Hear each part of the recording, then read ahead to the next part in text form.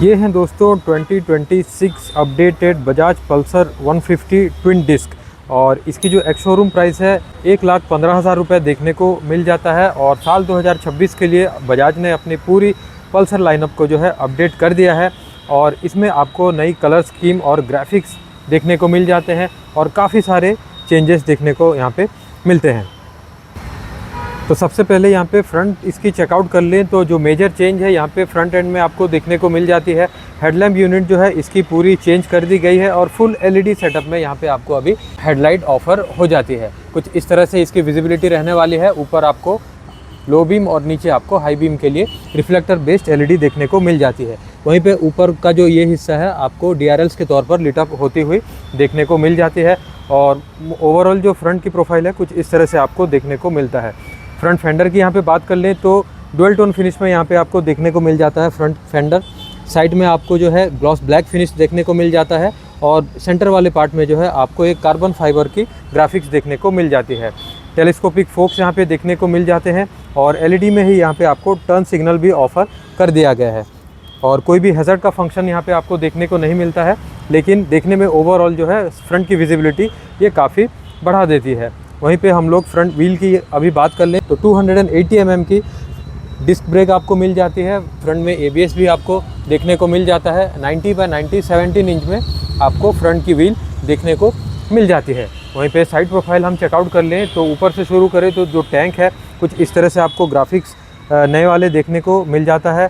3D में यहाँ पे पल्सर की ब्रांडिंग देखने को मिल जाती है जो कि एल्यूमिनियम फिनिश में आपको देखने को मिलती है। वहीं पे फ्यूल फिलर कैप की बात करें तो E20 की ब्रांडिंग के साथ ये भी आपको एल्यूमिनियम फिनिश में देखने को मिलता है। 15 लीटर्स की काफ़ी ह्यूज यहाँ पे आपको टैंक कैपेसिटी देखने को मिल जाती है।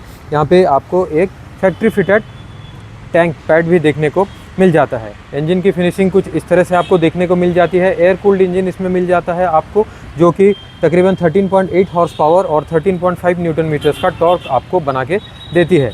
नीचे वाले हिस्से में हम देखें तो कुछ इस तरह से आपको एक इंजन काउल भी देखने को मिल जाता है बॉडी कलर फिनिश में ही, और सेम कलर में ही आपको ग्राफिक्स भी यहाँ पे देखने को मिल जाते हैं।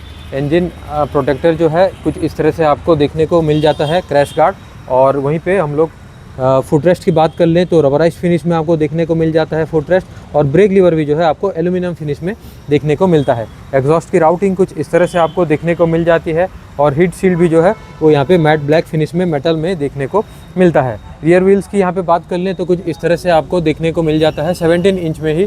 और टायर साइज़ की यहाँ पे बात करें तो 120/80 17 इंच में देखने को मिल जाती है रियर की टायर। 230 mm की डिस्क ब्रेक आपको पीछे ऑफर हो जाती है और स्विंग आर्म बॉक्स टाइप में कुछ इस तरह से आपको देखने को मिलता है। वहीं पे हम लोग टेल सेक्शन चेकआउट कर ले तो रियर में आपको टिपिकल पल्सर वाली ट्विन स्ट्रिप एलईडी देखने को मिल जाती है और वहीं पे आपको टर्न सिग्नल भी एलईडी में ऑफर हो जाता है। रियर की मडगार्ड की बात करें तो कुछ इस तरह से आपको काफ़ी वाइड मडगार्ड देखने को मिल जाता है। अब चेक कर लेते हैं दोस्तों इसकी साइड प्रोफाइल। तो लेफ्ट हैंड साइड में यहाँ पे आ जाएँ तो कुछ इस तरह से गाड़ी का स्टांस ओवरऑल निकल के आता है। आपको यहाँ पे 165 mm की ग्राउंड क्लियरेंस मिल जाती है, 1320 mm की व्हील बेस देखने को मिल जाती है और स्प्लिट सेटअप में यहाँ पे आपको राइडर और पिलियन के लिए सेपरेट सीटिंग देखने को मिल जाती है। ग्रैब रेल्स जो है यहाँ पे स्प्लिट टाइप आपको देखने को मिलते हैं और पाउडर कोटिंग के साथ ये आपको ऑफर हो जाते हैं। सारी गार्ड कुछ इस तरह से आपको देखने को मिल जाता है और लेफ्ट हैंड साइड में ही आपको चेन स्प्रॉकेट का सेटअप देखने को मिल जाता है। लेफ्ट हैंड साइड से इंजन की फिनिशिंग कुछ इस तरह से आपको देखने को मिल जाता है। अब चेक कर लेते हैं इसका इंस्ट्रूमेंट कंसोल। तो इग्निशन ऑन करते ही कुछ इस तरह से आपको एनिमेशन देखने को मिल जाता है और सारी की सारी इन्फॉर्मेशन जो है आपको यहाँ पे डिजिटली मिल जाने वाली हैं।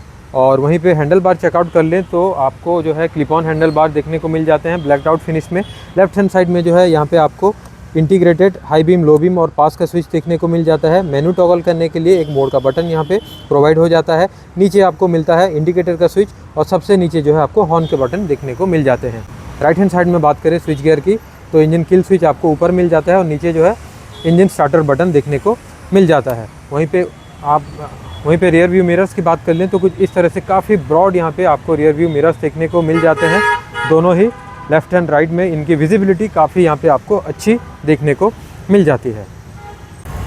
तो दोस्तों ऐसा कुछ था मेरा Bajaj Pulsar 150 2026 twin disc model का एक्सपीरियंस। आपको वीडियो कैसा लगा आप ज़रूर हमें कमेंट में बताइएगा। और 150 से 160 सीसी परफॉर्मेंस बाइक सेगमेंट में क्या आप बजाज पल्सर 150 के साथ जाना पसंद करेंगे?